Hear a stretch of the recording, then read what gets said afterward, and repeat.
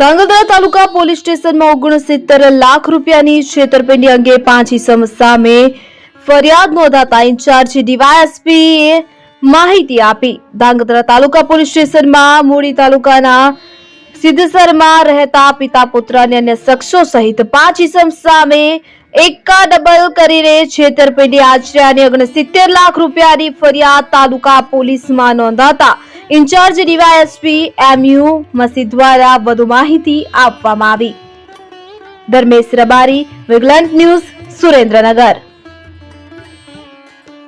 Sir, Dhrangadhra તાલુકા police સ્ટેશનમાં 69 લાખ રૂપિયાની જે ફરિયાદ નોંધાણી છે એ વિશે માહિતી આપશો?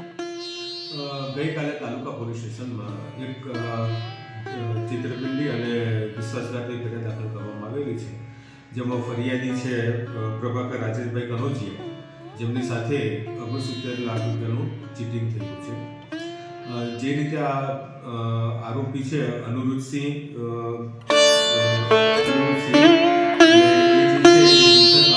તાલુકાનો ત્યાંનો વતની છે, એ અને એની સાથે બીજા 4 માણસો મળી અને એક ગુનાને અંજામ આપવામાં આવેલો છે।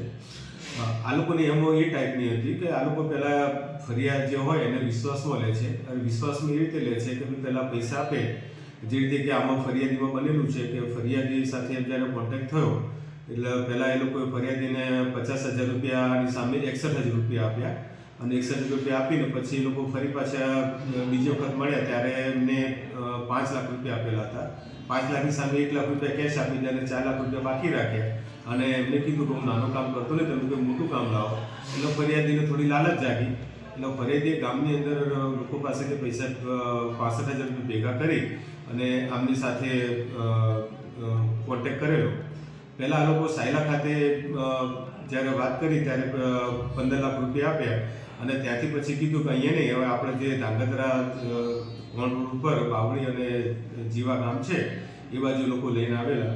ત્યાં આગળ ફરિયાદી બીજા 50,000 રૂપિયા 50 લાખ રૂપિયા આરોપીને આપ્યા। કીધું કે ભાઈ બીજા પૈસા એ આવે છે ગાડીમાં, એટલામાં એક અલ્ટો આવે છે, અલ્ટો અંદર 2 માણસો 2 થેલા લઈને આવે છે અને સીધા આપી દે છે અને 50 રૂપિયા લઈ અને એ લોકો ત્યાંથી બોલેરો ગાડી છે આરોપીની એમાં જ લઈને નીકળી જાય છે અને આગળ જઈ અને જે ફરિયાદીના મિત્રના જે મામા સુરેશભાઈ છે એમને ઉતારી દે છે। એટલે સુરેશભાઈને શક પડે છે કે ભાઈ આ કેમ મને ઉતારી દીધો, એટલે એમનો ફોન કરે છે। એટલે પેલા લોકો બેગ ચેક કરે છે, તેમાં ચિલ્ડ્રન્સ મની બેંક જે બાળકો રમવા માટેની જે આવે એના નોટોના 2 થેલા ભરેલા હતા। એ ખબર છેતરાઈ ગઈ એટલે સામે જે અલ્ટો જતી હતી અલ્ટો રોકવાનો પ્રયત્ન કર્યો એટલે અલ્ટો આગળ કંઈક પાણીમાં ફસાઈ ગઈ એટલે ત્યાંથી લોકો મૂકી અને ત્યાંથી ભાગી ગયેલા છે। એટલે આ લોકોની એ ટાઈપની એક એમો છે। અત્યારે જે કુલ 5 આરોપી છે એમાંથી 2 આરોપીની ઓળખ કરવામાં આવેલી છે। હજુ આરોપીને પકડવા માટેના અમારા બધા પ્રયત્નો ચાલુ છે।